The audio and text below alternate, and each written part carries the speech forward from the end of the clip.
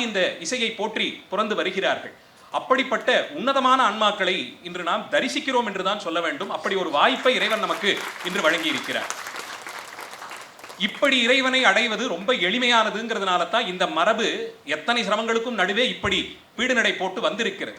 1500 ஆண்டுகள் தொடர்ந்து ஒரு மரபு, ஒரு கலை மரபு பின்பற்றி வர வேண்டும், அதற்கானவர்கள் அதை சுமந்து வர வேண்டும் என்றால் அது அருள் பெற்ற ஒரு மரபாகத்தான் இருக்க முடியும். அதனால் தான் இறைவனே அவர்களுக்குள்ளே இருந்து தான் இதை பாடினான் என்றும், ஒவ்வொரு ஓதுவா மூர்த்திகளும் அதை இசைக்கும் போது இறைவன் அவர்களுக்குள்ளே இருந்து இசைக்கிறான் என்ற அளவிலே இதை நாம் கொண்டாடுகிறோம். வேறு எந்த மரபிலும் இல்லாத சிறப்பு அங்கே நீங்கள் எழுந்தருள பண்ணப்பட்டிருக்கும் இறை வடிவங்களுக்கு நடுவே ஒரு மரப்பெட்டகம், அதன் உள்ளே திருமுறை நூல்களை எழுந்தருள செய்திருப்பதை பார்க்கிறோம். சிவபெருமானுடைய திருவுருவத்திற்கு என்ன சிறப்பு உண்டோ அதுவே அவர் வழியிலே வந்த இந்த அருளாளர்கள் பாடிய பாடல்களுக்கும் உண்டு. ஸ்ரீ ஆறுமுகநாவலர் பெருமான் அவர்கள் திருமுறை கோயிலை எப்படி பூஜிக்க வேண்டும் என்பதற்கு ஒரு பூஜை பத்ததியை ஏற்படுத்தி கொடுத்திருக்கிறார். சிவலிங்க திருமேனியை வைத்து ஒரு திருவுருவை வைத்து உபசாரங்கள் செய்து அபிஷேகம் செய்து வழிபடுவதும் ஒன்றுதான், திருமுறை கோயிலேயே இறைவனாக வழிபடுவதும் ஒன்றுதான் என்றால் அந்த திருமுறை பாடல்கள் இறைவனாகவே நம்மிடத்தே பயிலக்கூடிய ஒரு சிறப்போடு இருக்க பார்க்கிறோம். அப்படிப்பட்ட இத்தனை மேன்மை பொருந்திய இந்த மரபை அதற்கு பொறுப்பேற்று நடத்தி வரக்கூடிய ஓதுவாமூர்த்திகள் தமிழகத்தில் இருக்கக்கூடியவர்களுக்குள்ளே ஒரு 4 ஓதுவாமூர்த்திகளை இன்று நாம் இங்கே மேடையிலே ஒரு சேர தரிசிக்கிறோம்.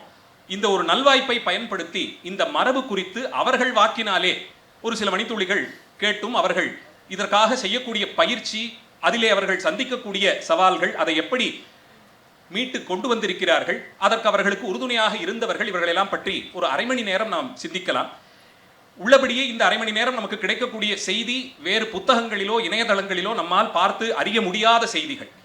பாடல்கள்லாம் கூட இப்போ இவர்கள் பாடியது நிறைய பக்கங்களில் வந்துருச்சு, எப்போ வேணுமானாலும் போட்டு கேட்டுக்கொள்கிறோம். ஆனால் அவர்கள் வாக்கினாலே அவர்கள் வாழ்முறையை பற்றி, அவர்கள் கடந்து வந்த பദ്ധதியை பற்றி அறிந்து கொள்வது நமக்கு அவ்வளவு எளிமையாக கிடைக்காது. அதனால் தான் ஒரு 1.5 மணி நேரம் அதே இடத்திலே அமர்ந்தவர்கள் பாடினாலும், ஐயா எங்களுக்காக இன்னும் ஒரு அரை மணி நேரம் சிரமம் பாராது இதையும் எங்களுக்கு நடத்தி கொடுக்க வேண்டும் என்று கேட்டுக்கொண்டோம். அதற்கும் பெருவுள்ளம் கொண்டு அவர்கள் இசைந்தார்கள்.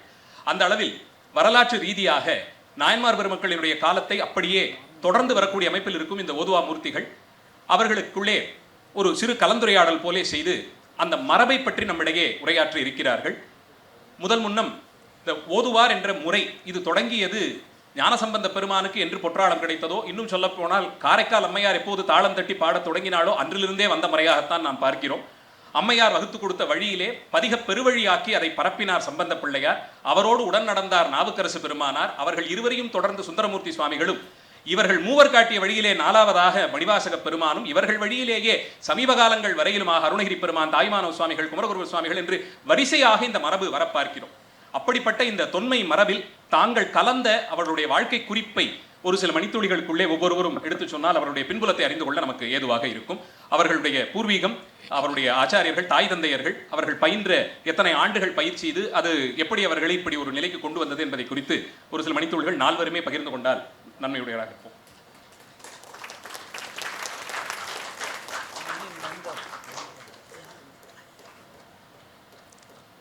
திருச்சிற்றம்பலம்.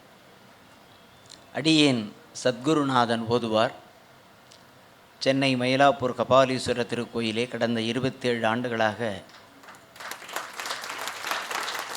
தேவார திருமுறை பணி செய்து வருகிறேன். என்னுடைய தாய் தந்தையர்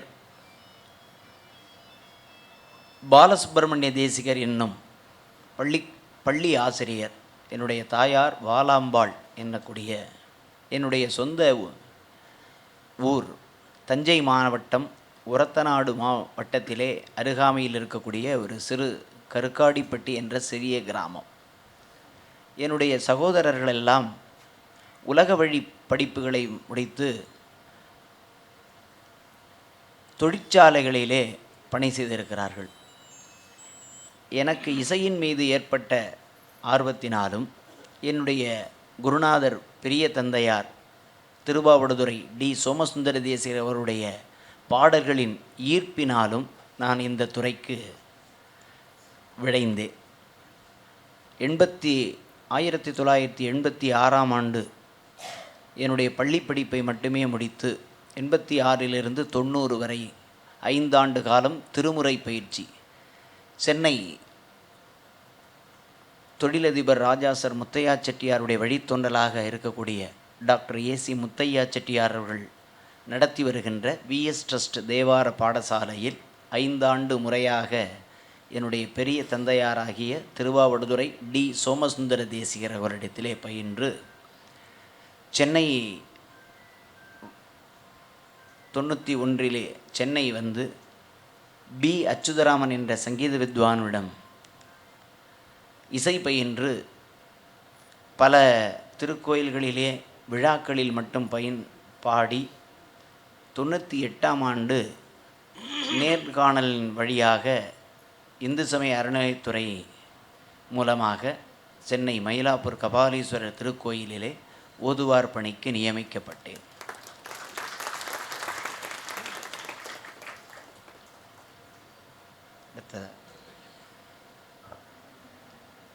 திருச்சிற்றம்பலம். அடியேன் பழனி ப. சண்முக சுந்தர தேசிகர். சொந்த ஊர் தஞ்சை மாவட்டத்தில் உள்ள திருவேழிமிழலை. சம்பந்தருக்கும் அப்பருக்கும் படிக்காசு பெற்ற பொழுது தமிழோடு இசை கேட்கும் இச்சையால் நித்தம் காசு நல்கினீர். எம்பெருமான் பரந்த பாரிடம் ஊரிடைப்பலி பற்றி பார்த்தினும் சுற்றமாயினீர்.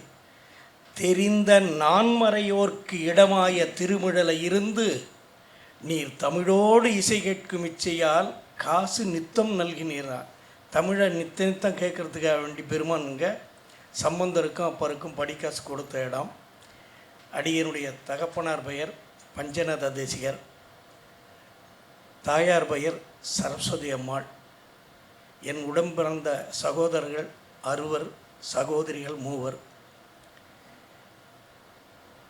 அடியேன் 1963ஆம் ஆண்டு தருமபுரம் தேவார பாடசாலையில் எங்களது குருநாதராகிய ஆர் வேலாயுத ஓதுவமூர்த்திகள் அவரிடம் பயின்று 69ஆம் ஆண்டு தேவார இசைமணி பட்டம் பெற்று 3-4 ஆண்டுகள் திருவேழிமிழலையே பணி செய்தேன். அதன் பிறகு மீண்டும் தருமபுரத்தில் வந்திருந்து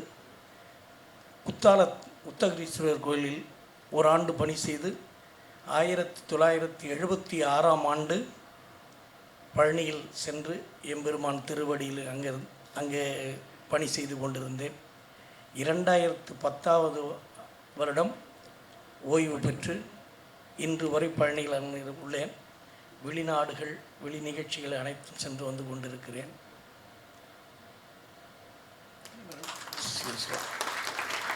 அடுத்த ஐயா.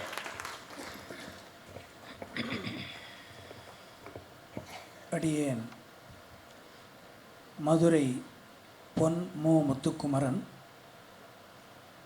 எனது தந்தையார் அவருடைய பூர்வீக இடம் கஞ்சனூர். அங்கே பிறந்தவர் பொன் முத்தையா ஓதுவார் அவர்கள். பொன் முத்தையா ஓதுவார் அம்மையாருடைய பெயர் கணபதி அம்மாள், என் தாயார்.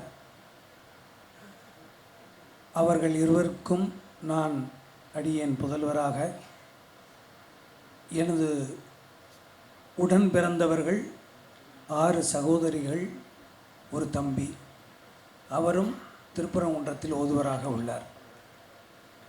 ஆக நாங்கள் 2வது தலைமுறையாக ஓதுவாமூர்த்திகள் பணியினை மேற்கொண்டு பணி செய்து வருகிறோம். இளமையிலேயே தந்தையாருக்கு உணவு எடுத்து செல்லும் பொழுதும் தேநீர் கொண்டு செல்லும் பொழுதும் தந்தையார் பாடக்கூடிய இந்த திருமுறைகளை கேட்டு அதன் வயப்பட்டு அடியேன் இளமையிலேயே 10வது வகுப்பு முடித்தவுடன் நான் திருமுறை தான் படிக்க செல்வேன் என்று சொன்னேன். ஆக 85லிருந்து 87 வரை எனது தந்தையார் திருக்கோயிலிலே அருள்மிகு மீனாட்சி சுந்தரேஸ்வரர் பாடசாலையிலே அங்கு பயின்றேன், தந்தையார் இடத்திலேயே. அதன் பின்பு 1990 சர்க்குரு முடித்து கொண்டு சென்னை வருகிறார். அப்பொழுது நான் அடியேன் சிதம்பரம் செல்கிறேன். அண்ணாமலை பல்கலைக்கழகத்தில் 4 ஆண்டுகள் தருமபுரம் ஞானப்பிரகாசம் ஐயா அவர்களிடத்திலே இந்த திருமுறையை அடுத்த முறையாக பயிற்சியில் மேற்கொண்டேன். கூடவே இசை பயிற்சியும் இல்லையா? ஆமாம், இசைப்பயிற்சி. அண்ணாமலை பல்கலைக்கழகத்தில் இசை பயிற்சி. அதற்கு முன்பாகவே சௌடையாவுடைய சிஷ்யர் வேணுகோபால் அப்படிங்கிறவர்கிட்ட இசை பயிற்சி முதலில், அதாவது என்னுடைய 7ஆம் வயதில். அதனைத் தொடர்ந்து நீசி சுவாமிநாதன் அவர்களிடத்திலே வயலின் கற்றுக்கொண்டேன். வயலினும் வாசிப்பேன், அருமையாக வாசிப்பார். அதனைத் தொடர்ந்து அண்ணாமலை பல்கலைக்கழகத்தில் படிக்கும் பொழுது அவர் சீர்காழி கூட வாசிப்பாருங்களா அவங்க ஐயா ராமையா அவர்களிடத்திலே அந்த வயலின் இசையை மேற்கொண்டு கற்றுக்கொண்டேன். அப்படி கல்லூரியிலே என்னுடைய திருமுறை 2வது பயிற்சி தொடங்கியது. அதற்கு பிறகெல்லாம் அடியேன் வெளியே வரும்பொழுது எங்களுக்கெல்லாம் ஒரு பெரிய மாடல் அப்படின்னு பார்த்தா அண்ணா அவர்கள், அதற்கு முன்பாக தர்மபுரம் ஐயா அவர்கள், லால்குடி சுவாமிநாதன் ஐயா அவர்கள், இப்படி பலதரப்பட்ட பெரிய ஓதுவாமூர்த்திகள், இவங்களெல்லாம் பார்க்கும் பொழுது இந்த பன்னிசை பல வடிவத்தில் நாங்கள்லாம் கேட்டிருக்கோம். எங்களுடைய அதாவது சர்க்குரு, அடியன், சிவகுமார், பாலச்சந்திரன், சுந்தர், இந்த செட்டு அதுக்கு அடுத்தார் போல், இந்த பெரிய செட்டுக்கு அடுத்தார் போல் நாங்கள் வரும்பொழுது திருவையாற்றில் ஆடி அமாவாசை, அந்த திருவிழா உங்களுக்கெல்லாம் தெரியும், பெரும் திருவிழாவாக நடைபெறும். அதிலே இரவு விடிய விடிய நிகழ்ச்சி நடந்து கொண்டிருக்கும். முதல்ல தருமபுரம் ஐயா பாடுவாங்க, 2வது சீர்காழி சம்பந்த ஐயா பாடுவாங்க, 3வது பள்ளத்தூர் ரத்தின சபாபதி ஐயா, அப்புறம் சோமையெல்லாம் அதில் பாடியிருக்காங்க.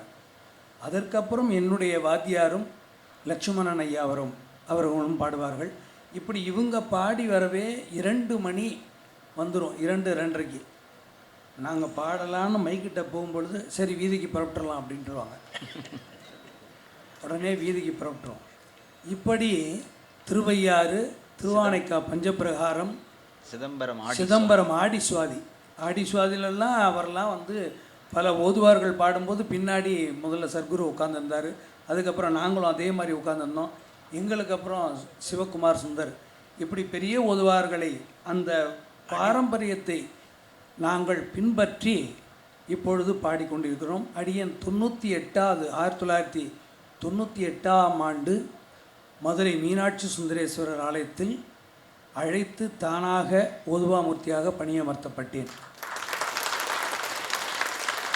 2008ஆம் ஆண்டு வரை அங்கே பணி செய்தேன். வெளிநாடுகளுக்கு பல சென்று கொண்டிருந்தேன். ஆதலால் அங்கே பணியை தொடர அடியனால் முடியவில்லை. 2008க்கு அப்புறம் ரிசைன் பண்ணிட்டேன் பணியை. ரிசைன் பண்ணிட்டு இருக்கும்பொழுது தான் இந்த ஆலவாய் அண்ணல் மணிவாசகம் ஐயா அவர்கள் கேட்டுக்கொண்டே இருந்தார்கள், எங்களிடத்திலே பாடசாலை ஆரம்பிக்கலாம் அப்படின்னு சொல்லி. 3 ஆண்டுகள் வரையும் அதை திரும்ப கேட்டு தள்ளி போட்டுக்கிட்டே வந்தேன்.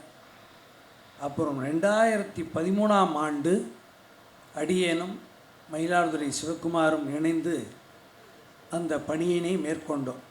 சிதம்பரத்தில் முதல்ல எங்களுடைய ஆலவாய் அண்ணல் பணி செய்ததும் ஆலவாய் அண்ணல்கிட்ட தான். திரும்ப அடியனை பணி செய்ய அனுப்பியதும் ஆலவாய் அண்ணல் தேவார பாடசாலை. அப்படி சொக்கநாதர் இன்னைக்கு வரையும் அடியனை தொன்று தொட்டு அப்படி கைப்பிடிச்சே கூப்பிட்டுக்கிட்டு வர்றார். எதற்கு நாங்கள் இதை சொல்கிறோம் என்றால், ஓதுவா மூர்த்திகள்னா பன்னிசைவாணர்கள் என்று அழைப்பீர்கள், ஓதுவா மூர்த்திகள் என்று சொல்வீர்கள். இந்த மூர்த்திகள்னா எம்பெருமானுக்கு அப்புறம் அந்த ஓதுவா மூர்த்திகளுக்கு தான் அந்த பெயர். எதுக்கு நான் சொல்ல வரேன்னா, இன்னைக்கு வரையும் துணை எங்களுக்கு வேறு யாரும் கிடையாது. எந்த அரசியலையும் சென்று நாங்கள் சார்வதில்லை. எந்த ஒரு தனிநபரையும் சென்று எங்களுக்கு உதவி என்று நாங்கள் கேட்டதில்லை. ஆனால் இயற்கையாகவே இந்த பன்னிசைக்கு அவ்வப்போது ஏதோ ஒரு மனிதர் மூலியமாக அது நடந்து கொண்டே இருக்கிறது. இதுதான் உண்மை. நான் சொல்லாட்டியெல்லாம் எல்லாருமே சொல்லுவாங்க.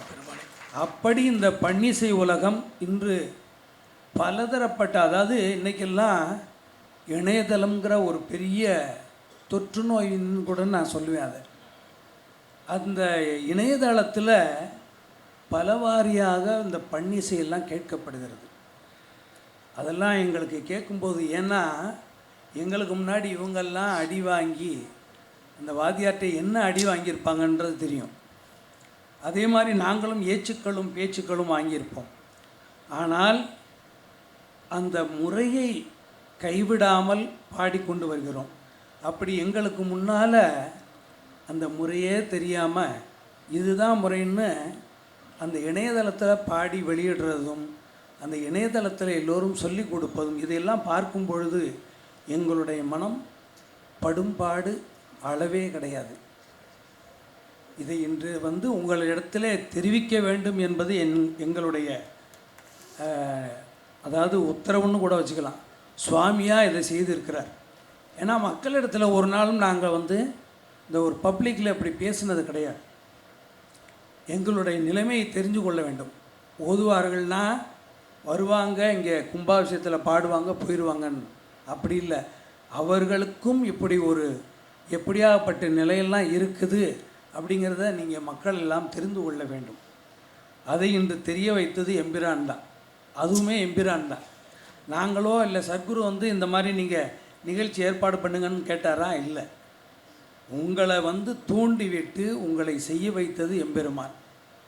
அதன் மூலியமாக இன்று நாங்கள் அதனை வெளிப்படுத்தி கொண்டு இருக்கிறோம். ஏனென்றால் இந்த பன்னிசை மரபு அழிந்து விடக்கூடாது. பாரம்பரியமாக வரக்கூடியது. இன்றைக்கி ஒருத்தர் இன்ஜினியராக இருக்கிறாரு. அந்த இன்ஜினியராக வர்றதுக்கு அவர் எத்தனை ஆண்டுகள் படிக்கணும்? அப்படி படிக்கிறவர் தானே இன்ஜினியர்னு ஏற்றுக்கொள்வீங்க. ஆனால் எதுவுமே படிக்காமல் கேசட்டை மட்டும் கேட்டு அது மூலிமா பாடுறவங்களே நீங்கள் ஓதுவாராக ஏற்றுக்கிறீங்களே, அது எப்படி? அது எங்களோட நிலைமையை நீங்கள் நினச்சி பார்த்தீங்க. எங்களுக்காக யாராவது போராடுறவங்க யாரும் இருக்காங்களா? கிடையாது. யார்கிட்டையாவது போய் சொல்ல முடியுமா? சொல்லுவதற்கு இது எங்களுடைய அதாவது மக்களுடைய எண்ணிக்கைன்னு பார்த்திங்கன்னா மிக குறைவு. தமிழகத்தில் 216 ஓதுவார் தான் இருக்கிறோம்.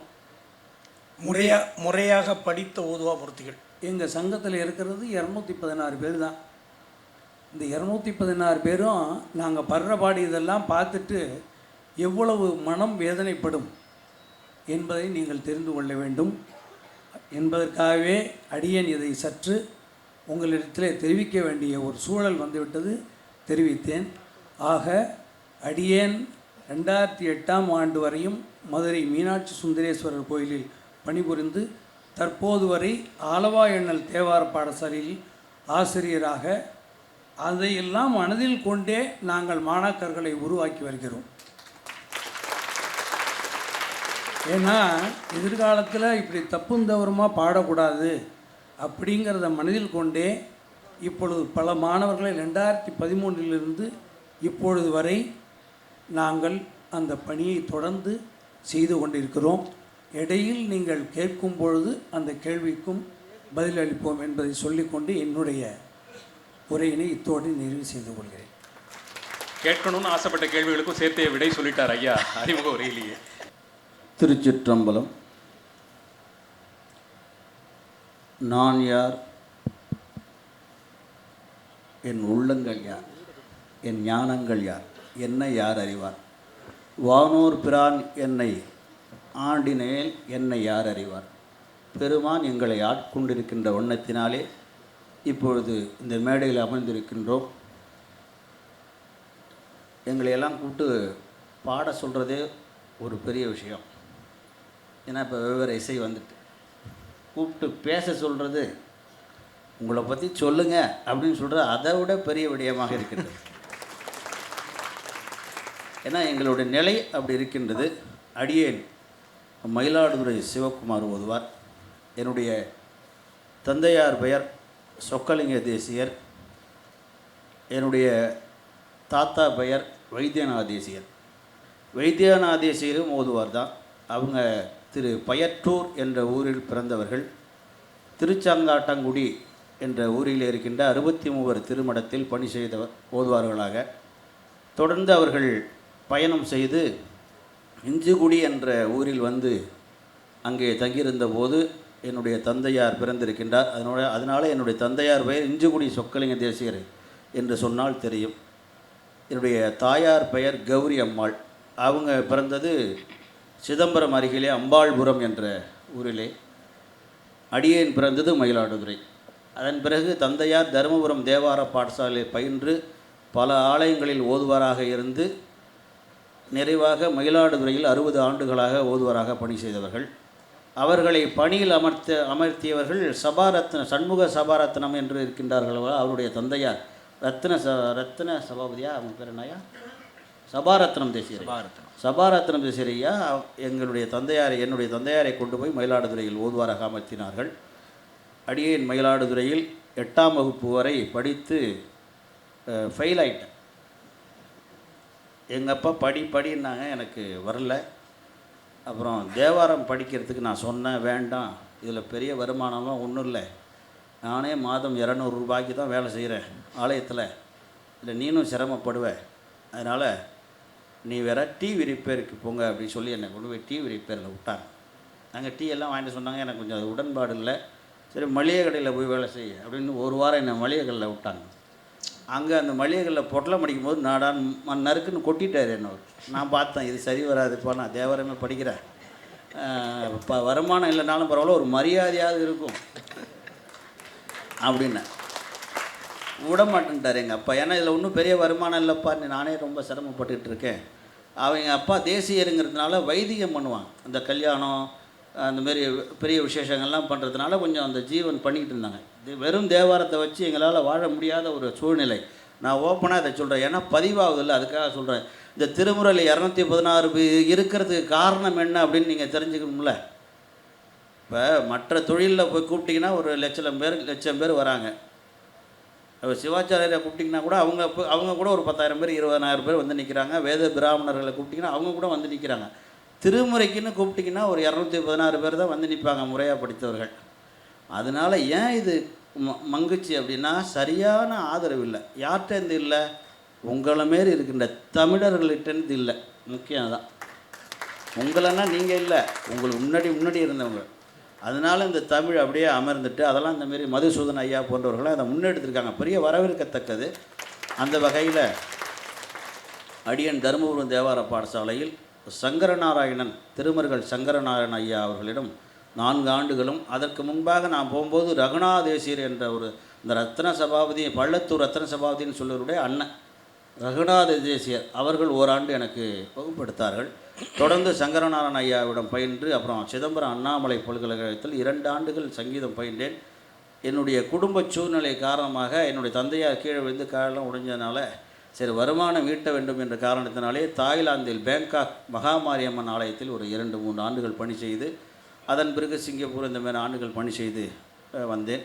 தொடர்ந்து அந்த ஆலவாயல் தேவார பாடசாலை ஆலவாயல் அறக்கட்டளை எங்களை பணித்த போது நிறைய இடங்கள் தேடினோம்.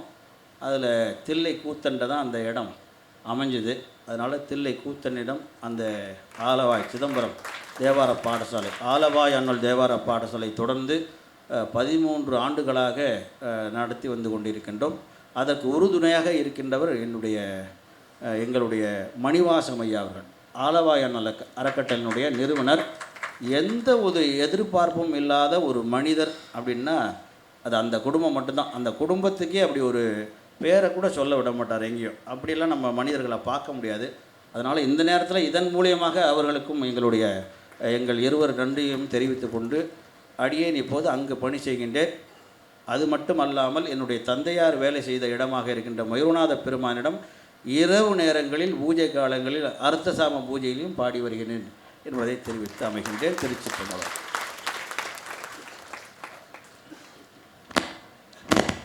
அவர்கள் கடந்து வந்த பாதை நிச்சயமா ரொம்ப கடினமானதாக இருந்திருக்கும்னு ஒரு யூகம் உண்டு. ஆனால் ஐயா சொல்வதை கேட்கும்போது அரங்கிலே இந்த வார்த்தையை சொல்ல மன்னிக்கணும், நாம் அவர் சொன்னபோது சிரித்து கடந்துட்டாலும் தமிழர்களாக நாம் மற்றவர்கள் இவர்கள் அல்லாதவர்கள் வெட்கப்பட வேண்டிய ஒரு சூழ்நிலை அது.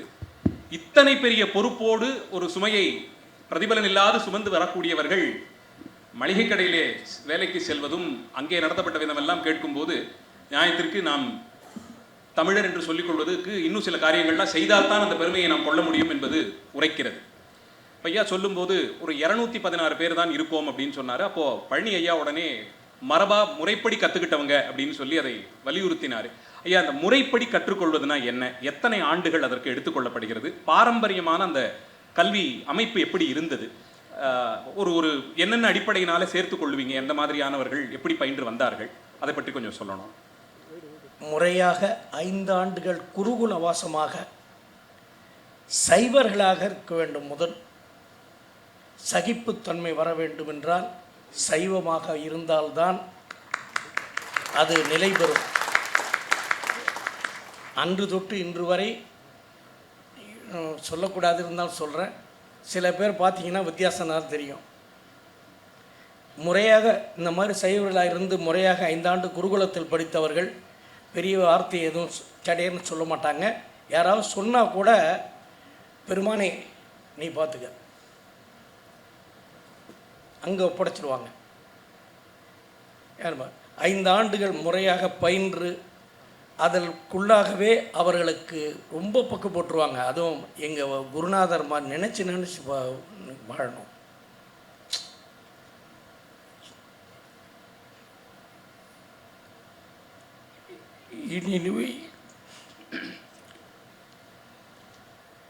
அதான் அந்த குருவினுடைய அன்பு, எப்படி அன்பு வச்சுருக்கிறாங்கன்னு பாருங்கள்.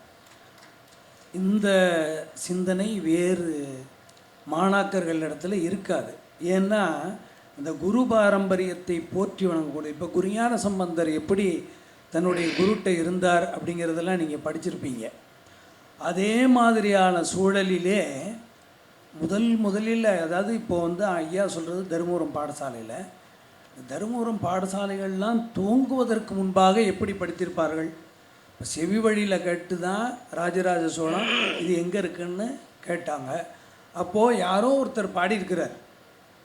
அப்போ பாடினதை கேட்டு தான் அவர் கேட்குறார், இது என்ன பாட்டுங்கிறது.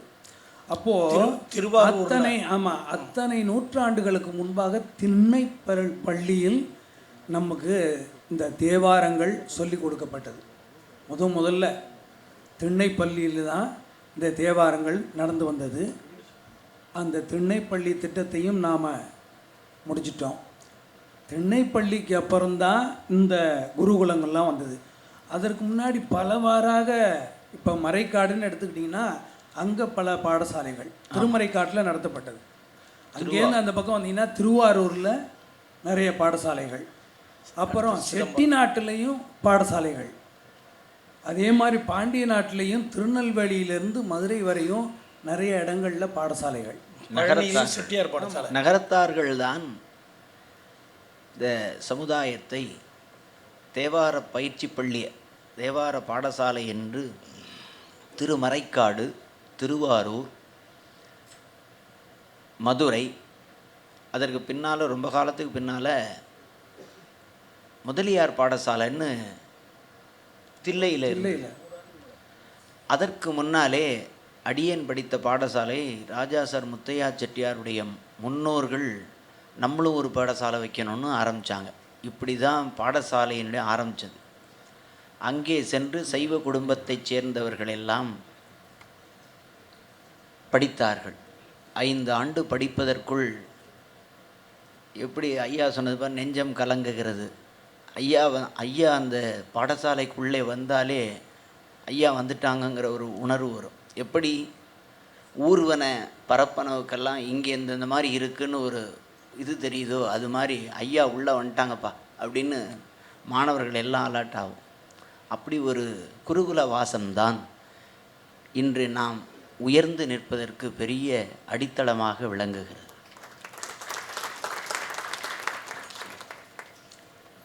அந்த குரு மரபு மட்டும்தான் மனதில் இருக்குமே ஒழிய மற்ற ஏனைய மரபான ஒரு கல்விக்கோ எதுக்கோ மனசு போகாது. திருமுறை பற்றிய சிந்தனை, அடுத்த திருமுறையை பற்றிய அந்த எங்கே பாடப்பட்டது, அந்த வாழ்க்கை வரலாறு, அது சம்பந்தப்பட்டது, 63 நாயன்மார்களை பற்றிய வரலாறு, இப்படியாக இந்த கல்வியை மட்டுமே முழுமையாக கொண்டிருக்க வேண்டும். இப்போ நான் எதுக்கு சொன்னேன்னா, உதாரணத்துக்கு அந்த யூடியூப்பில் அப்படி இருக்கிறாங்கன்னா அவங்களுக்கு அந்த 2 பாட்டை தவிர அடுத்தாப்புல வேறு எதுவும் தெரியாது. இப்போ இந்த திருமுறை சிந்தனைன்னா 18,000 சுற்றம் பாடல்களை பற்றியும், அப்புறம் அதில் 26 பண்கள் இருக்குது. இந்த 24 பண்களும் எப்படி இருக்கும், கட்டளை பேதங்கள் எப்படி இருக்கும், ஒரே பண்ணுக்கு 5 கட்டளைகள் இருக்கு. இதெல்லாம் அந்த முறையாக 5 ஆண்டுகள் அந்த குருமரபில் இருந்து படித்தால்தான் தெரியும். இதுதான் பாடமுறை. அதில் என்னென்னா 6வது தான் படிச்சிருப்போம் அந்த காலத்தில். இப்போ கொஞ்சம் வினயமாயிட்டாங்கல்ல. அப்போ ஓரளவுக்கு தான் தமிழே தெரியும். அவங்கள கொண்டு வந்து ஐயாட்ட விட்டோன்னே களிமண் தான் இருப்பாங்க. அதுக்குள்ளே இவ்வளவு ஏன் புகுத்தி ஐயா நினச்சி பார்க்க முடியாது.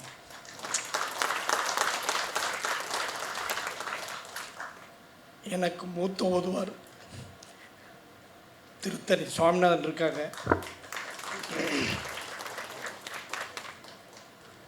நடமாடும் தெய்வமாக இருந்தாங்க. அவங்க வீட்டு குழந்தைகளோட பார்க்க மாட்டாங்க. விடிகாரம் 4 மணிக்கு ஏற்றி வந்துடுவாங்க. எங்களை எழுப்பி அடிக்கவும் செய்வாங்க. அதே நேரத்தில் குளிக்க வச்சு எங்களை அனுசரித்து சனி புதன் 2 நாளும் எண்ணெய் தேய்ச்சி குளிக்கணும். ஏன்னா பாடுறத சூடு ஏறிடும்னு சொல்லி சமயக்காரத்தை கூப்பிட்டு காரத்தை அதிகமாக போடாத. அப்படி ஒரு உணர்வே யாரையும் பார்க்க முடியாதுங்க. பெத்த குழந்தைய மாதிரி பார்த்துக்கிட்டாங்க. எங்களை வெளியில் இன்றைக்கி நான் பாடுறத ஒரு தடவை வெளியில் விருத்தாசலத்தை பார்த்துட்டு ஐயாவுக்கு அவ்வளவு பொறிப்பு. ஏன்னா ஒரு 10-15 ஆண்டு நான் பாடசாலை முடிச்சு போய் பார்க்கலை. நான் வெளியில் இருந்துட்டேன். ஒரு இடத்துக்கு ஐயாவும் வந்திருக்கிறாங்க. விருத்தாசலத்தில் தான் எல்லாம் பெரிய உதவாமூர்த்திகள். நானும் நெய்வேலி ராமச்சந்திரனாவும் பாடுறோம். அவங்க சொல்லி கொடுத்ததுலேருந்து வேறு ஒரு ராகம் பாடி அது வேறு ஒரு தாளத்தில் பாடணுன்னு ஐயா அங்கே சுத்தாகம் பாடும்போது ஐயா உடம்பு கொஞ்சம் முடியலன்னு படுக்க போயிட்டாங்க. அங்கேருந்து இது யாரோ புதுசாக இருக்குது, யார்ப்பா அது சுத்தமாக பாடுறான் அப்போ யாருன்னு வந்துட்டாங்க. எனக்கு பின்னாடி நிற்கிறாங்க, எனக்கு தெரியல. நான் அந்த பாடலை வேறு தாளத்தில் அமைச்சு பாடினோடனே பாடி முடிய வைக்கணும் ஒன்றும் தெரியல. பாடி முடித்தோன்னு திரும்பி பார்க்குறேன். இவங்க சொன்னாங்க ஐயா நிற்கிறாங்கன்னு. எனக்கு வேர்த்து விறுவிறுத்து போச்சு.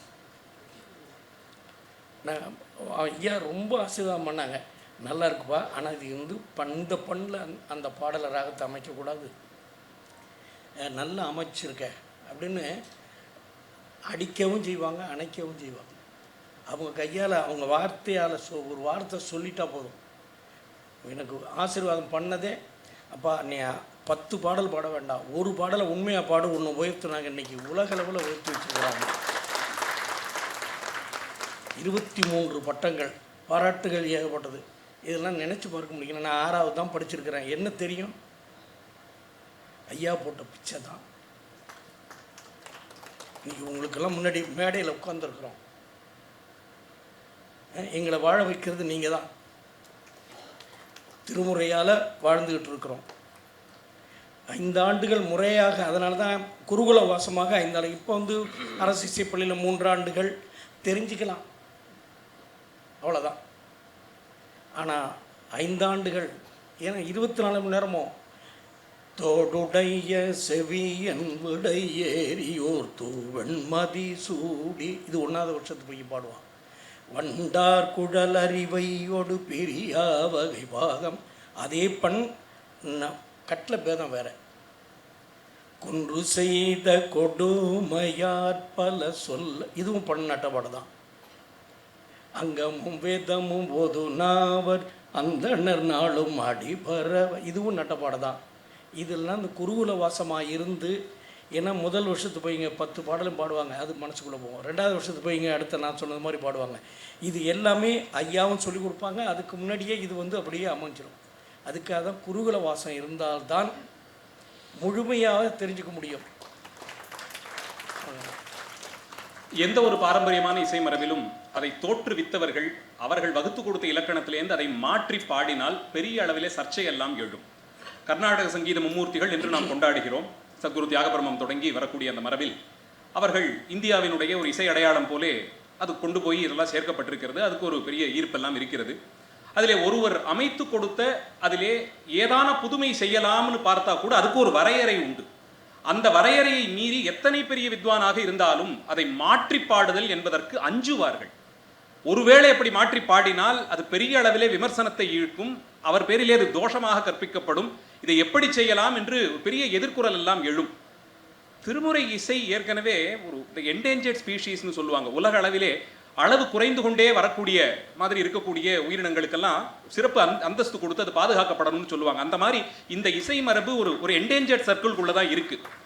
பலதரப்பட்ட இடங்கள்ல இருந்து வரக்கூடிய சிரமங்களாலே இது ஒரு என்டேஞ்சர்டா இருக்கக்கூடிய ஒரு நிலையில இந்த பாரம்பரியத்தை நான் மாற்றி பாடுகிறேன், அதுல ஒரு ரீமிக்ஸ் ஒன்று பண்ணலாம், வேற ஏதான ஒரு இன்ஸ்ட்ருமெண்டல் பேஸ்ல அதை கொண்டு போகலாம், ஏன் அதை இந்த தாளத்துக்கு மாற்றி பாடக்கூடாது, அதுல ஏன் இத்தனை சங்கதிகள் நாம கூட்டக்கூடாது, வார்த்தையை கொஞ்சம் இப்படி எப்படின்னு பிரித்து போட்டு பாடுவது, இந்த வரியை இங்கே பிரித்து போடலாம்னு சொல்றது, 4 பாடல்கள்ல இருந்து 4 பதிகங்கள்ல இருந்து ஒவ்வொரு வரியை எடுத்து பாடி ஒருத்தர் பதிவிட்டிருந்தார். உள்ளபடியே இதெல்லாம் செய்வதற்கு யாருக்குமே அதிகாரம் கிடையாது, யாருக்கும் அதிகாரம் கிடையாது. வேதத்துக்கு எப்படி ஒரு ஸ்வரம் ஒரு இலக்கணம் இருக்கோ அது எப்படி மீறக்கூடாதோ தென்மறையான இந்த இசைக்கும் அதேதான்.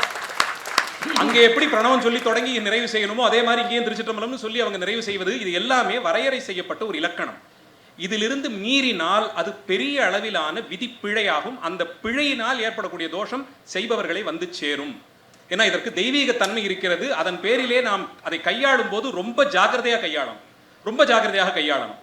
அந்த மாதிரி இருப்பதை கண்டனம் கூட இன்னும் நாம் செய்ய தொடங்கவில்லை. இது மாதிரி மாற்றி பாடுவதை இன்னும் குறைந்தபட்சம் கண்டனம் கூட நாம் செய்ய தொடங்கவில்லை. அந்த இசை நம்மை ஈர்த்து விட்டது. அதனால் கொஞ்சம் ரீமிக்ஸ் பண்ணி பாடிட்டா அது ஒரு தனித்துவம் மாதிரி கொண்டு போயிடுறோம். உள்ளபடியே அது பெரிய அளவிலான தோஷ செயல் என்பதை தயவு செய்து புரிந்து கொண்டு, அதுவும் சமீப காலங்களாக எங்கே எந்த புகைப்படம் எடுத்தாலும் ஒரு காணொளி எடுத்தாலும் ஒரு சிவாலய விழா, ஒரு தேர் புறப்பாடு, வாட்சிப்பு ஆழித்தேர் வருகிறது, எல்லா விழாக்கள் எல்லாம் போடும்போது இன்ஸ்டாகிராம்லயோ யூடியூப்லயோ இல்லை நம்ம ஃபேஸ்புக்லயோ அது ஒரு ரீலாவோ அதுக்கு ஒரு பேக்ரவுண்ட் மியூசிக்னு சர்ச் பண்ணும்போது இந்த ரீமிக்ஸாக வரக்கூடிய திருமுறை பதிகங்களை சுலபமா நாம் உபயோகப்படுத்திட்டு போயிடுறோம். உள்ளபடியே கொஞ்சம் முனைந்து தேடி பார்த்தால் இவர்கள் பாடியதே பல நேரங்களில் இவர்களுடைய அனுமதி இல்லாமலேயே அதெல்லாம் லைப்ரரியில கொண்டு வந்து சேர்த்துட்டாங்க டிஜிட்டல் பிளாட்ஃபார்ம்ல. நியாயத்துக்கு இவர்கள் பாடியதுக்கு பெரிய அளவில் இவர்கள்ட்ட கேட்காமலே அதெல்லாம் லைப்ரரிக்கு வந்துருச்சு. நாம் அதை எடுத்து இலவசமாக அதை உபயோகப்படுத்திட்டு இருக்கோம். குறைந்தபட்சம் நீங்கள் போடக்கூடிய ரீலுக்கோ இல்லை ஒரு போஸ்ட்டுக்கோ பாடலாவது பாரம்பரியமாக வந்த ஓதுவார்கள் பாடுவதை போட வேண்டும் என்பதை ஒரு வேண்டுதலாகவே கேட்டுக்கொள்கிறேன். தயவு செய்து இது மாதிரியான புதுமைகளை புகுத்துவதற்கான இடம் இது கிடையாது, நிச்சயமாக இது கிடையாது. அதனால்தான் பயில வேண்டும் என்ற ஆசை வந்தாலும் 216 பேர் தான் இருக்காங்கன்னாலும் யார் இருக்காங்கன்றதை கொஞ்சம் முனைந்து தேடி பார்த்து அவர்களிடத்தே போய் மரபார்ந்த முறையிலே கற்றுக்கொள்வது 2 பாடல்களானாலும் கற்றுக்கொள்ளலாம். ஐயா அவர்கள் சைவ பாரம்பரியத்தை பற்றி சொன்னார். ஆனால் இன்றைய தேதியிலே அதெல்லாம் கடந்து அவர்களுக்கான மரியாதை கொடுத்து நாம் போய் கேட்டால் எல்லாருக்கும் தான் அவங்க சொல்லி கொடுத்துக்கிட்டு இருக்காங்க. அந்த அளவில் அவர்கள் சொல்லி தருகிறார்கள், இணைய வழியிலே சொல்லி தருகிறார்கள். அந்த வழியிலிருந்து இங்க வந்துடுறாங்க. அதை நீங்க அதிக பதிவு பண்ணணும். அவ்வளவு தூரத்துக்கு அவங்களும் இறங்கி வந்திருக்கிறார்கள். எவ்வளவு முடியுமோ அதிலே எவ்வளவு தூரத்திற்கு அவர்களாலே நமக்கு அதை குறைத்து கொஞ்சம் கொண்டு வந்து சேர்க்க முடியுமோ அதை சேர்த்து கொண்டிருக்கிறார்கள். நம்மால் செய்யக்கூடியது இவ்வளவு தூரம் அவர்கள் இறங்கி வந்த பிறகு இவர்களை தேடி போய் பார்த்து இவர்களிடத்தை மட்டுமே கற்றுக்கொள்வேன், இவர்களிடத்தை கற்றுக்கொண்டால்தான் அது திருமுறை இசை என்பதையாவது நாமும் பயிற்சியாக கொண்டு மற்றவர்களிடத்தையும் அதை பிரச்சாரமாக செய்ய வேண்டும். அது இல்லைன்னா இந்த இசை மரபு அருகி போய்விட்டால் மீட்டு எடுப்பதற்கு நாம் இன்னும் எத்தனை ஆயிரம் ஆண்டுகள் ஆகுமோ, இன்னொரு நம்பியாண்டார் நம்பிகள் வரணும், இன்னொரு மாமன்னர் ராஜராஜர் வரணும். இதெல்லாம் கலிகாலத்தில் எவ்வளவு தூரத்துக்கு சாத்தியம்ங்கிறத நீங்க புரிந்து கொள்ளலாம். அதனால் நம் கண் முன்னே இதை நாங்களே இழந்தோங்கிற ஒரு குற்றத்திற்கு பிற்காலத்தில் நாம் அதற்கு ஒரு காரணமாக ஆகிவிடக் கூடாது என்பதை இந்த இடத்திலே பதிவு செய்து கொள்கிறேன். ஐயா அவர்கள் புறக்கப்பட்ட விதத்தை பற்றி சொல்லியிருந்தார்கள். பல பாடசாலைகள் யார் யார்கள் தொடங்கினார்கள் இதெல்லாம் பற்றி சொல்லி வந்தார்கள். திருக்கோயிலிலே இருக்கக்கூடிய ஒரு திருப்பணி செய்யக்கூடியவர்களுக்கு இறைவனுக்கு அணுக்க தொண்டு செய்யக்கூடியவர்களை அடியன் புரிந்து கொண்ட அளவிலே ஒரு முக்கோணம் போலே பார்ப்பேன். 30 திருமேனி தீண்டி சிவ பூஜை செய்யக்கூடிய சிவாச்சாரியர்கள் ஒரு மூலையிலே, மற்றொரு பக்கத்தில் அந்த தமிழ்மறை கொண்டு இறைவனை ஏற்றி அதன் மூலமாக நமக்கு இறைவன் எளிமையாகும்படியாக செய்யக்கூடிய ஓதுவா மூர்த்திகள், மூன்றாவதாக அதற்கும் அடுத்து வரக்கூடிய நாதஸ்வர கலைஞர்கள். இது ஒரு விதமான முக்கோணம். இந்த மூன்றும் ஒரு சேரும் போதுதான் ஒரு சிவாலயத்தின் நித்திய வழிபாடு 6 கால பூஜையும் பூர்த்தியே அடைகிறது. 6 காலங்களிலும் இன்னும் சொல்ல போனால் இவர்கள் இசைக்கக்கூடிய இந்த தமிழ் முறைக்கு பிரமாணம் ஏதாவது உண்டா, இறைவன் திருமுன்பாக இதை ஓதுவதற்கு பிரமாணம் உண்டான்னா சைவாகமங்களிலே மிக தெளிவாக திராவிட மொழியிலான இந்த கீதத்தை இறைவனுக்கு உபசாரமாக ஒவ்வொரு காலத்திலும் இசைக்க வேண்டும் என்றும் என்னென்ன காலத்தில் எந்த பண் இசைக்க வேண்டும் என்பதை இறைவனே திருவாய் மலர்ந்தருடையதாகிற சைவாகமங்களிலே நாம் பார்க்கிறோம். அதற்கு மேலே ஒரு பிரமாணம் சிவனடியார்களுக்கு எதுவுமே தேவையில்லை. இறைவன் தானே திருவாக்காக சொல்லியிருக்கிறார், திராவிட வேதமாகிற இந்த பாடல்களை இன்னென்ன காலத்திலே ஓத வேண்டும் என்பதை ஆகமங்கள் குறிப்பிட்டு சொல்லுகின்றன. அப்போ இதை தனியே இதற்கு ஒரு பிரமாணம் எல்லாம் நாம் தேடி செல்ல வேண்டிய அவசியமே கிடையாது. இதை ஏற்றி போற்றுதல் நமக்கு ஒரு முக்கிய கடமையாகிறது. இந்த விதத்தில் அடியார்களாக இன்றைய கால சூழல் நீங்கள் சொல்லக்கூடிய அளவிலே பெரிய அளவிலே ஒரு பாடசாலை எல்லாம் வைத்து புறக்க முடியாது. ஆனாலும் சிவபெருமான் பேரிலே கொண்ட ஒரு அன்பு, அவர் வழியாக வந்த இந்த திருமுறை, அதை ஓதக்கூடிய இசைவாணர்களுக்கு தனிப்பட்ட விதமாக ஒரு சாமானியர் ஏதான ஒரு விதத்திலே உறுதுணையாக இருக்கலாம், செய்யலாம்னா எதை நீங்கள் சொல்லுவீர்கள் ஐயா? இது எதிர்பார்ப்புங்கிறத தாண்டி என்ன செய்ய முடியும் எங்களாலன்னு, எது செய்தால் உங்களுக்கு அது பொருத்தமாக இருக்குங்கிற மாதிரி ஏதான இருந்ததுன்னா தயவு செய்து அதையும் தெரியப்படுத்தும். இல்லை, அவங்கள பாட வைக்கணுமான்னு கேட்குறீங்களா? இல்லை, உங்களுக்கு ஒரு தனியாராக சிவனடியார்கள் ஏதான செய்யலாம்னா எந்த விதமான தொண்டோ இல்லை ஒரு உதவியோ உங்களுக்கு அது சரியாக இருக்கும்? அனைத்து மங்கள விழாக்களிலும் திருமுறைகளை ஒரு பாடலாவது ஓதி அதை செய்யணும். ஆதரித்து இசை கற்று வல்லார் சொல்ல கேட்டு உகந்தவர் தம்மை வாதியாவினை மறுமைக்கும் இம்மைக்கும் வருத்தம் வந்து அடையாவே. யாரெல்லாம் இந்த திருமுறை பாடுகின்ற ஓதுவாமூர்த்திகளை ஆதரித்து அவர்களுக்கு வேண்டியதை செய்கின்றார்களோ அவர்கள் இருவினைகள் களையப்படுகின்றது. பழைய வினையும் களைந்து விடுகின்றது, வரப்போக இருக்கின்ற வினையும் வராது. ஆகையால் ஓதுவாமூர்த்திகளை ஆதரித்தாலே உங்களுக்கு வினை என்பது என்ன, செயல்பாடு, நல்வினை தீவினை, அதெல்லாம் ஐயா அருமையாக பேசுவாங்க. மதுசூதன் ஐயா அவங்க சைவ சித்தாந்தம் அருமையாக படித்தவர்கள். இருந்தாலும் இந்த இருவினை ஒப்பின் காரணமாக நம்ம இங்கே அவதரித்திருக்கின்றோம், இங்கே பிறந்திருக்கின்றோம். எல்லா ஆன்மாக்களும் பாவம் செய்த ஆன்மாக்கள், அதனால தான் பிறந்திருக்கோம், இல்லைன்னா பிறப்பு இல்லை. அதுதான் கான்செப்ட். அதில் இது முடிந்த முடிவு. ஆக இந்த முடிந்த முடிவாக இருக்கின்றது இறைவன் திருவடியில் சேரணும். அதற்காகத்தான் ஆலயங்கள் என்ன பண்ணியிருக்காங்க, வேதத்துக்கு நிகராக இந்த திருமுறையை வைத்திருக்கின்றார்கள். எத்தனையோ தமிழ் இருந்தாலும் ஏன் மூவர் பாடிய தமிழை பாட வேண்டும், இந்த 12 திருமுறையை பாட வேண்டும் என்று வைத்திருக்கின்றார்கள் என்றால், இறந்த உயிரையும் உயிர்ப்பித்த தன்மை இந்த தமிழுக்கு மட்டும்தான் உண்டு. இல்லைன்னா எத்தனையோ தமிழ் ஆலயங்களில் பாட வச்சிருக்கலாம், ஏன் கீர்த்தனைகள் பாடக்கூடாதுன்னு ஆலயத்தில் வச்சிருக்கிறாங்க அப்படின்னா, வேதத்துக்கு நிகராக தமிழ் வேதமாக போற்றப்படுகின்றது இந்த திருமுறைகள் மட்டும்தான். அதனால் அந்த திருமுறை பாடுகின்ற ஓதுவா மூர்த்திகளை நீங்கள் வணங்கினாலும் அவர்களுக்கு நீங்கள் உதவி செய்தாலும் உங்களுக்கு புண்ணியத்தை சேர்த்து தருகின்றது. அந்த வகையில் நீங்கள் உங்களுடைய திருமணத்தில் 60 திருமணம், உங்களுடைய மகன் மகள் திருமணம் போன்ற சுப நிகழ்ச்சிகள், குறிப்பாக ஏன் நான் சுப நிகழ்ச்சிகள்னு பயன்படுத்துகிறேன்னா, ஒரு 50 ஆண்டுகளுக்கு முன்பாக மூத்த ஓதுவாமூர்த்திகள் பத்மஸ்ரீ ஐயா அவர்கள் உட்கார்ந்துருக்கிறாங்க. திருத்தணி ஐயா அவங்களுக்கு தெரியும், பழனி ஐயாவுக்கு தெரியும். திருமுறையை எங்கே கொண்டு வச்சுருந்தாங்க, மலேசியா சிங்கப்பூர் போன்ற இடங்கள்லாம் இறந்தத்துக்கு பாடுறதுக்குன்னு வச்சுருந்தாங்க. அதை தயவு செய்து மாற்றணும். தந்தையார் போயினார், தாயரும் போயினார், தாமும் போவார், கொந்தவேல் கொண்டொரு கூட்டத்தார் பார்க்கின்றார் கொண்டு போவார் என்று ஞானசம்பந்த பெருமானுடைய வாக்கு. அவர் எதுக்கு சொன்னார், தாயும் செத்துட்டாங்க, தந்தையும் செத்துட்டாங்க, நீனும் சாவதான் போகிற, அதற்கு முன்னாடி போய் ஆரூரில் இருக்கின்ற பெருமானை வழிபட்டுன்னு சொன்னதை எடுத்துக்கிட்டு இது சாவு பாட்டுன்னு ஆக்கி சாவு பாட்டு ஆக்கிட்டாங்க. அதையெல்லாம் இப்போ இந்த அடியார் பெருமக்கள் மாற்றிட்டு வந்துட்டு இருக்கீங்க. பெரும் மகிழ்ச்சி. இது இல்லங்களில் பாட வேண்டிய பாட்டு. இந்த ஆன்மாக்கள் போய் இந்த ஆன்மாக்கள் இறக்கிறதுக்கு முன்னாடி இந்த பாட்டை கேட்க வேண்டிய பாட்டு. குற்றமில்லாதார் குறைகடல் சூழ்ந்த கோணமாமலை அமர்ந்தாரை கற்றுணர் கேள்வி காடியர் பெருமான் கருத்துடை ஞான சம்பந்தன் உற்ற செந்தமிழால் மாலை ஈரைந்தும் உரைப்பவர் கேட்பவர் உயர்ந்தோர். இந்த பாட்டை யாரெல்லாம் பாடுறாங்களோ, யாரெல்லாம் கேட்கின்றார்களோ அவர்களுக்கு சம புண்ணியம் கிடைக்கின்றது.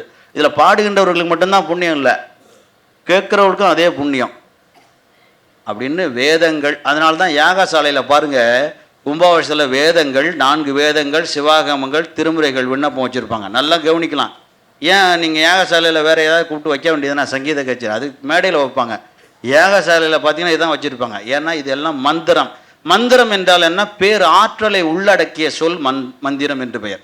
மந்திரம் ஆவது நீர் அப்படின்னு சொன்னால் எதற்காக அந்த வார்த்தையை ஞானசம்பந்த பெருமான் அதை சொன்னார் அப்படின்னா, அந்த பாண்டியவனுடைய வெப்பு நோய் தீர வேண்டும் என்றால் மந்திர ஆற்றல் வேண்டும்.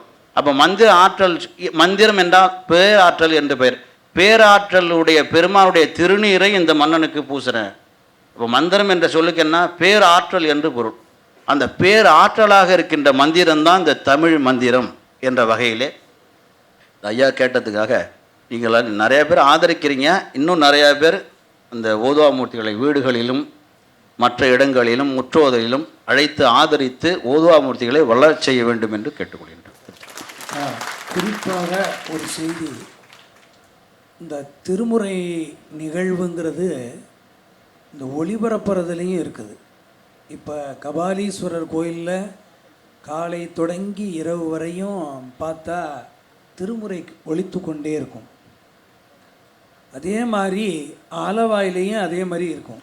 ஒரு ஒரு திரு 30 ஆண்டுகளுக்கு முன்பு வரை கமிஷனாக இருந்தவங்க அனைத்து கோயிலையும் தேவாரம் முழங்க வேண்டும் என்று சொல்லி முழங்கி கொண்டிருந்தது. இப்போ எல்லாமே மாறி மாறி கோயில்களில் திரை இசை, அவர் ஐயா முதல்ல பேசினாங்க, இறையன்புக்கு எப்படி இருக்க வேண்டும், இப்போ திரை வந்து விட்டதுன்னாரு. அதே மாதிரி இறை உணர்வுக்குள்ளாரே திரை இசை இப்போ உள்ள வந்துருச்சு. இப்போ பல கோயில்களில் பார்த்தீங்கன்னா திரை இசையெல்லாம் பாடுறாங்க. இதெல்லாம் நம்ம மக்களாகிய நீங்கள் தான் சிந்திக்க வேண்டும். விழிப்புணர்வு உங்களிடத்திலே வர வேண்டும். அப்படி திருக்கோயில்களில் எந்த நேரத்திலும் திருமுறை ஓதுவது அப்படிங்கிறது ஒன்று உண்டு. இப்போது பார்த்தீங்கன்னா கோயில்களில் அந்த அத்தியான பற்றுங்கிற முறையே போயிடுச்சு. ஐயா சொன்னாங்க, வேதம், கீதம், நாதம், இந்த மூணும் தான் திருக்கோயிலோட எப்போ தோன்றுச்சோ அப்போ இருந்தே. ஆனால் அதுக்கப்புறமாக வரப்பட்டவர்கள் தான் அலுவலர்கள், அலுவலக பணியாளர்கள். இவங்கெல்லாம் திருக்கோயில் தோன்றப்பவே இருந்தாங்களா? கிடையாது. திருக்கோயில் தோன்றிய பொழுது அமர்த்தப்பட்டது பிடாரர்கள், ஓதுவாமூர்த்திகள், முப்போதும் திருமேனி தீண்டுவார், இசைக்கக்கூடிய வித்வான்கள். அதனால தான் வேதம், கீதம், நாதம் இந்த மூன்றும் திருக்கோயிலுடைய முக்கியமான ஒரு உண்மை பொருள். இது இல்லாமல் இருக்கக்கூடாது. அதே மாதிரி திருக்கோயில்களில் எந்த காலத்திலும் திருமுறை தான் ஓடிக்கிட்டு, அந்த ஒளிபரப்பில் ஓடிக்கிட்டு இருக்கும். அந்த திரை இசை இதெல்லாம் மாற்றி அமைக்க வேண்டும். அப்போ தான் நம்மளுடைய குழந்தைகள்லாம் திருமுறையை கேட்டால் தான் நல்ல ஒழுக்கமான சிந்தனை, நல்ல சிந்தனையெல்லாம் வளரும். நல்ல சொல் முதல்ல காதில் விடும். இந்த மாதிரியான சில விஷயங்களெல்லாம் மாற்றி அமைக்க நீங்கள் எல்லாம் பாடுபட வேண்டும் அப்படிங்கிறதையும் கேட்டுக்கொள்கிறோம். வேதங்கள் கூட பத்ரம் கர்ணேபி என்கிறது. அதாவது செவியிலே பத்திரமான மங்களமான சொற்கள் எப்போதும் கேட்டுக்கொண்டே இருக்க வேண்டும். இதை ஒரு விண்ணப்பமாக இறைவனிடத்தை வேதமே வைக்கிறது. இதை விடவும் மங்கள சொல் நாம் என்ன எதிர்பார்க்க முடியும்? இதை தொகுத்து சொல்லும் போதே திருமுறை என்று ஒரு ஸ்ரீத்துவம் திருத்துவத்தோடு அதை சொல்லுகிறோம் என்னும் போது இதை விடவும் மங்களம் என்ன இருக்க முடியும்? தோடுடைய செவியன் என்று பிரணவத்திலேயே தொடங்கி வேதமாகவே இது விரிந்திருக்கக்கூடிய ஒரு சிறப்பு. வேதங்கள் ஓதி விழிநீர் பெருக்குவாரை நாம் காண்கிறோம் என்பார் சிவபிரகாச சுவாமிகள். எத்தனையும் வாசித்து நீங்கள் வேதம் ஓதினாலும் இறைவனோடு அந்த நெருக்கத்தை நமக்கு திருமுறைகள் ஏற்படுத்தி தருவது போலே வேறு எந்த இறை வழிபாட்டு மந்திரங்களும் பெற்றுத்தராது. ஒரு 5 நிமிடம் கண்ணை மூடிக்கொண்டு இதை கேட்கும் போது நம்மையும் மீறி கண்ணீர் விட்டு நான் பிழை செய்தேனோ என்று அஞ்சி வருந்தும்படியாகவெல்லாம் செய்து உடனடியாக பெருமானோடு நாம் தொடர்பு கொள்வதற்கு இதைவிட எளிமையான ஒரு மரபு இருக்கவே முடியாது. இதை இழந்தோம் என்ற ஒரு குறை நம்மை சேர வேண்டாம், நம் தலைமுறையினர் சேர வேண்டாம் என்பதை வலியுறுத்தி சொல்லிக் கொள்கிறோம். அவர்கள் கேட்டுக்கொண்டது போலே நம்மால் குறைந்தபட்சம் செய்யக்கூடியது இந்த 2 பணிகளும். ஒன்று, நம் இல்லங்களிலே நடக்கும் எந்த மங்கள காரியம் ஆனாலும் எப்படி ஒரு சிவாச்சாரியரை கூட்டி அதை நடத்தி கொள்கிறோமோ அதே அளவில் அவர்களிடத்தேயே சொல்லி, உங்களுக்கு தெரிந்தவர்களை சொல்லி ஏற்பாடு செய்து ஒரு ஓதுவாமூர்த்திகளை அந்த நிகழ்ச்சியில் அவசியமாக கலந்து கொள்ள செய்ய வேண்டும். நிச்சயமாக கலந்து கொள்ள செய்ய வேண்டும். ஒன்று மட்டும் சொல்லிவிடுகிறேன், அவரை விடவும் எனக்கு தெரியும் என்ற எண்ணத்தோடு இறை தொண்டு செய்பவர்கள் யாரிடத்தையும் அணுகாதீர்கள். இறைவன் அதை ஒரு காலத்திலும் அனுமதிக்க மாட்டார். தனக்கு பணி செய்திருக்கும் ஒருவர் பட்சத்தில் தான் எம்பெருமான் எப்போதும் நிற்பார். முதலில் அவரிடத்தே தான் நிற்பார். நாம ஏதோ நேரம் இருக்கும்போது கோயிலுக்கு போறோம், பணம் இருக்கும்போது ஏதோ ஒரு தொண்டு செய்கிறோங்கிற அளவில் இருப்பவர்கள் அவர்கள் நேரத்தையும் தங்கள் உடல் உழைப்பு அத்தனையும் இறைவனுக்கென்றே வைத்திருப்பவர்கள். உள்ளபடியே இறைவன் முதல்ல இவர்கள் பட்சம் தான் நிற்பார். அதனால் இவரை விடவும் நான் நல்லா பாடுவேன், இவரை விட எனக்கு தெரியும் என்ற எண்ணத்தோடு கோயில் திருப்பணியிலே இருக்கக்கூடிய இவர்களை போன்றவர்களை அணுகாதீர்கள்.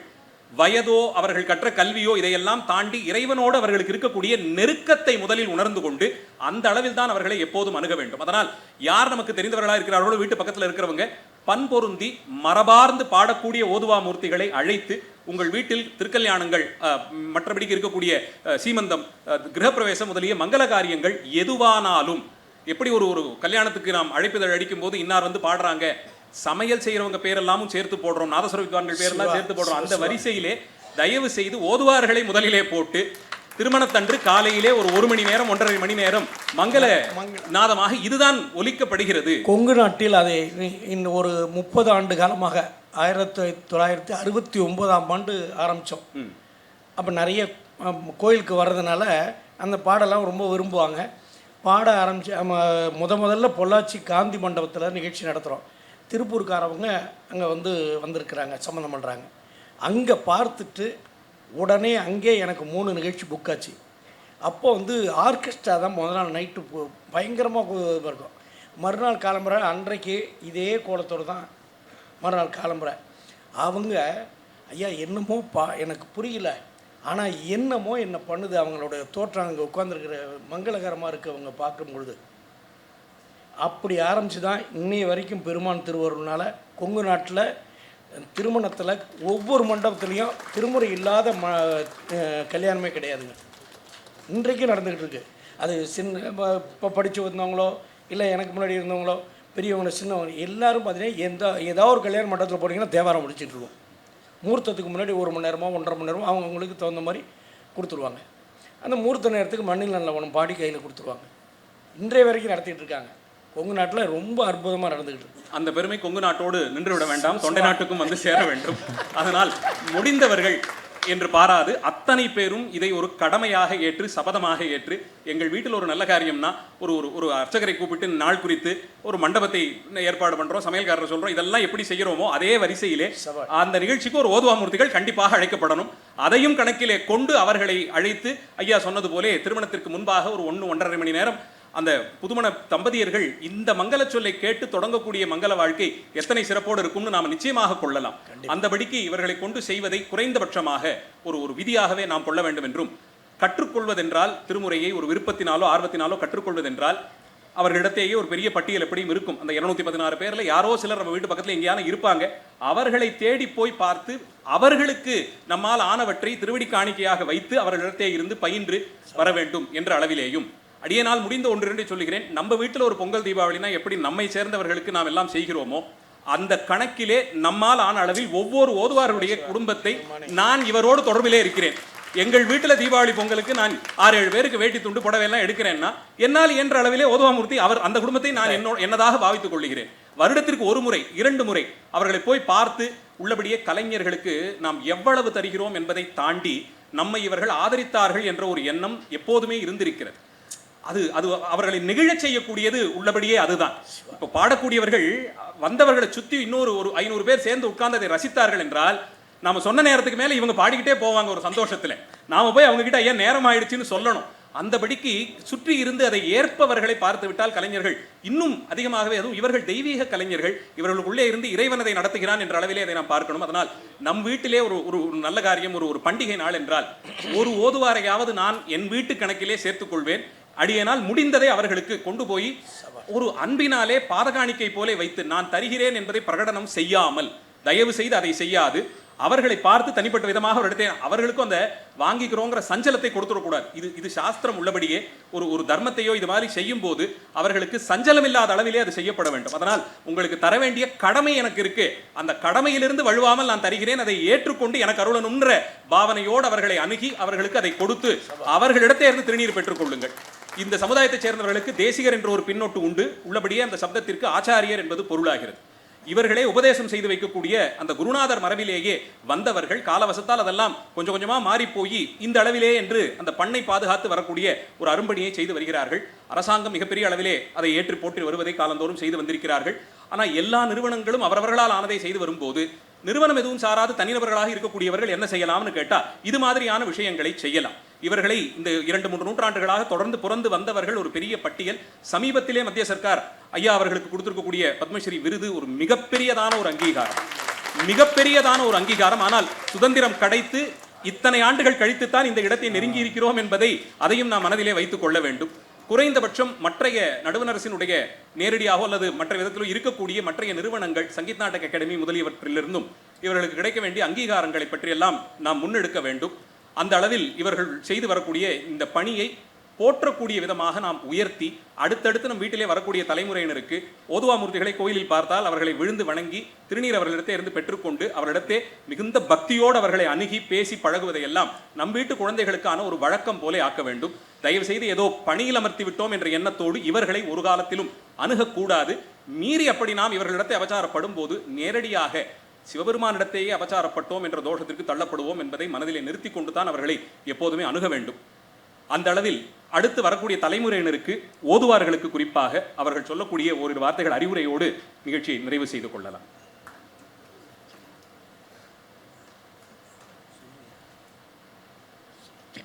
அதாவது பன்னிசை மரபோடு நாங்கள் எப்படி குருகுலத்தில் மரியாதையும் ஒழுக்கமும் அந்த நடையோடு கற்றுக்கொண்டோமோ அதே மாதிரியாக உங்களுடைய இல்லத்தில் ஒரு 6 வயது முதல் தொடங்கி 7 வயதுக்கு மேலே அப்போ இருந்தே நீங்கள் இந்த திருமுறைகளை ஓதுவாமூர்த்தியம் மூலமாக கற்றுக்கொண்டார்களே ஆனால் அவர்கள் வளர்ந்து வரும் விதமே ஒரு நல்ல முறையில் இருக்கும். நல்ல பண்புகள், அந்த ஒழுக்கமான சீலம், அந்த நடைமுறைகள் இதெல்லாம் வந்துடும். ஆதலால் நீங்களும் உங்கள் குழந்தைகளை, ஏன்னா இந்த திருமுறை இசை கேட்கணும்னா ஒரு வயசுக்கு மேற்பட்டவங்க தான் இருப்பாங்கன்றது அது ஒரு அத்தாரிட்டி மாதிரி ஆகி போயிடுச்சு. சின்ன குழந்தைகள்லாம் திருமுறை இசை கேட்பாங்க அப்படிங்கிற மாதிரியான சூழல் வர வேண்டுமென்றால் அவர்களுடைய உள்ளத்தில் திருமுறை சென்று சேர வேண்டும் என்பதை நாங்கள் வலியுறுத்தி கொண்டு வளர்கின்ற இளம் தளிர் குழந்தைகளுக்கு உங்கள் இல்லத்திலேயே உங்களுக்கு அருகாமையில் இருக்கக்கூடிய ஓதுவாமூர்த்திகளை அழைத்து திருமுறை கற்றுக் கொடுத்து பன்னிசை பாடி பரமனையே அடைவோம் என்று போற்றிக் கொண்டு நாங்கள் விடைபெறுகிறோம். நன்றி, வணக்கம்.